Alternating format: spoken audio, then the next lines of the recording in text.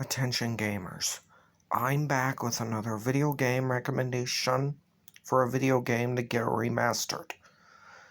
There was this video game called Kim Possible: Revenge of Monkey Fist.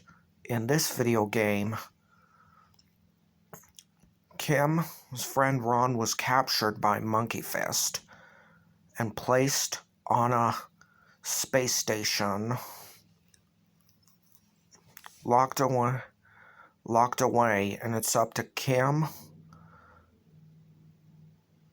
to rescue him and defeat Monkey Fist, Shego, and Dr. Draken once and for all. In this video game, you have to go through a series of levels and bosses, and after rescuing Ron on the space station, you get to go after the evil mastermind behind this crime is Dr. Draken. And once you defeat him, his crime wave, along with Shego and Monkey Fist, are all finished. They're all in jail.